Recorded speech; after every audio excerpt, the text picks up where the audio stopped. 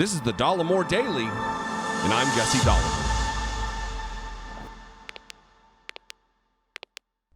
Hey everybody, before I get started talking about these several congressmen who have allegedly asked for pardons, preemptive pardons from Donald Trump because of their involvement in trying to overturn a free and fair American election.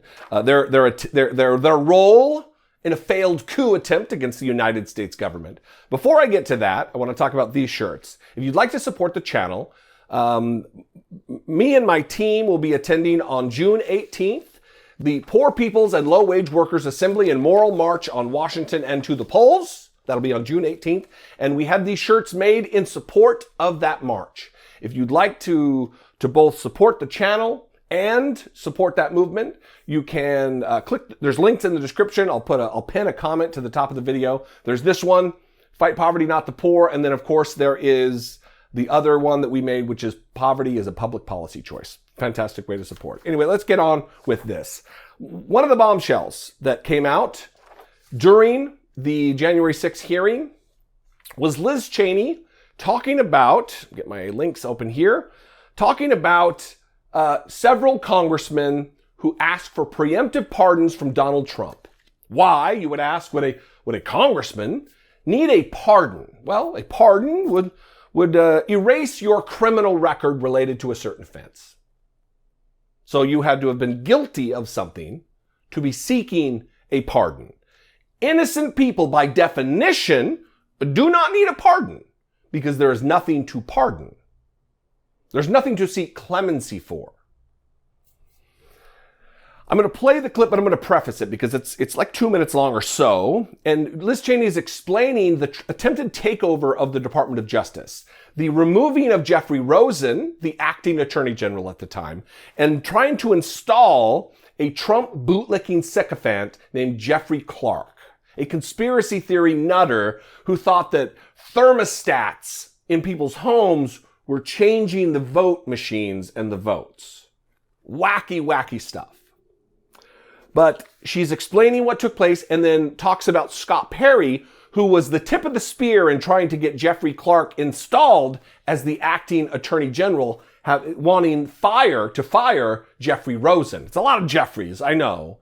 But that's what the setup is. And then she, at the end of the clip, talks about not just one in Scott Perry, the Republican from Pennsylvania, by the way, a Republican who tried to get installed onto this very committee. And now we know that he was in this thick as thieves in the conspiracy, and that's why he wanted on the committee. But watch this clip, and then we'll talk about it on the other side.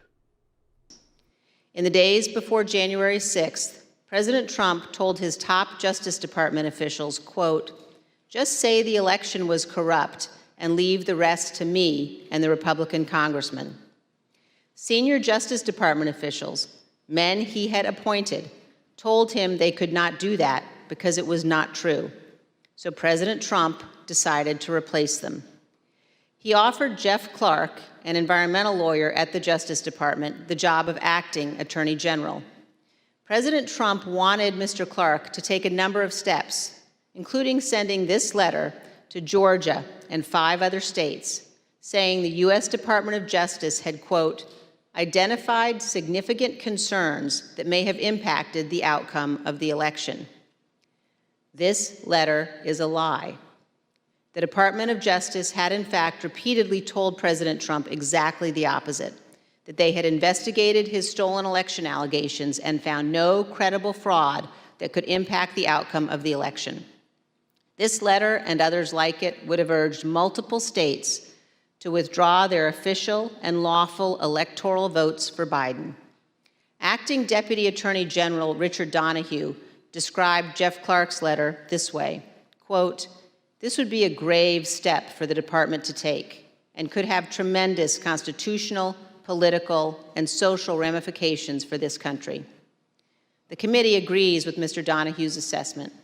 Had Clark assumed the role of Attorney General in the days before January 6th and issued these letters, the ramifications could indeed have been grave. Mr. Donahue also said this about Clark's plan. And I recall toward the end saying, what you're proposing is nothing less than the United States Justice Department meddling in the outcome of a presidential election. In our hearings, you will hear firsthand how the senior leadership of the Department of Justice threatened to resign, how the White House counsel threatened to resign, and how they confronted Donald Trump and Jeff Clark in the Oval Office.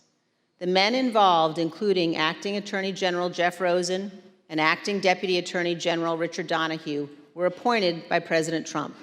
These men honored their oaths of office, they did their duty, and you will hear from them in our hearings. By contrast, Jeff Clark has invoked his Fifth Amendment privilege against self-incrimination and refused to testify. Representative Scott Perry, who is also involved in trying to get Clark appointed as Attorney General, has refused to testify here. As you will see, Representative Perry contacted the White House in the weeks after January 6th to seek a presidential pardon. Multiple other Republican congressmen also sought presidential pardons for their roles in attempting to overturn the 2020 election. Important stuff there. Not only did Scott Perry contact the White House in seek of a preemptive pardon, but as she says, multiple other congressmen. So that doesn't mean just one other dude. That means multiple. So who are these? We know that Paul Gosar was out there through reporting, offering blanket pardons to people who took part in the insurrection, who took part in the failed coup attempt, who attempted to overthrow the United States government.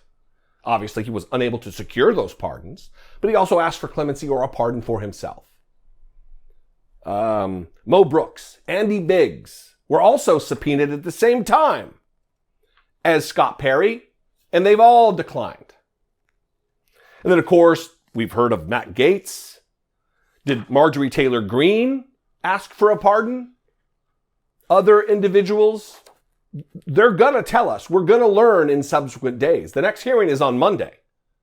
I don't know when they're going to get to that specifically, but it is worth sticking around to find out because they are dropping bombshells on us of knowledge and truth and revelations of criminal intent.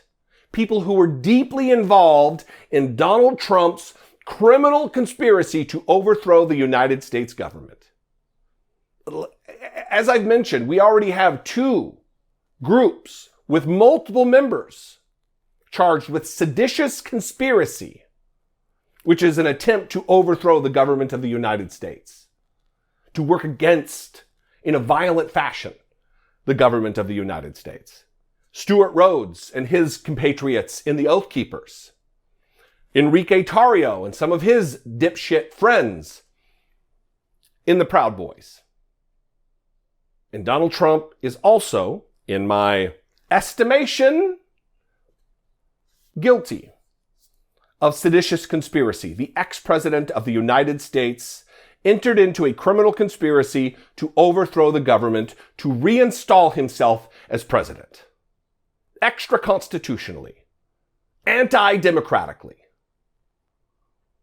What do you think? I'd love to know. You can call, leave me a brief voicemail, 714-576-4054. Of course, you can email me, daily@dollemore.com.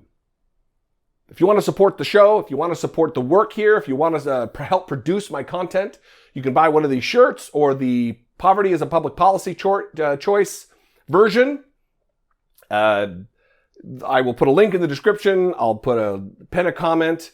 You can also click the join button below this video and become a channel member for as little as $1.99 a month, pennies a day. Or go over to patreon.com/IDoubtItPodcast, which isn't just a support mechanism for the podcast. It's all under one umbrella. The podcast that we've been doing for over 8 years and this YouTube show, which has been around for 4 or 5. Anyway, I love you guys. I appreciate you very much. I'll see you next time. Until I do, be genuine. Take care of one another.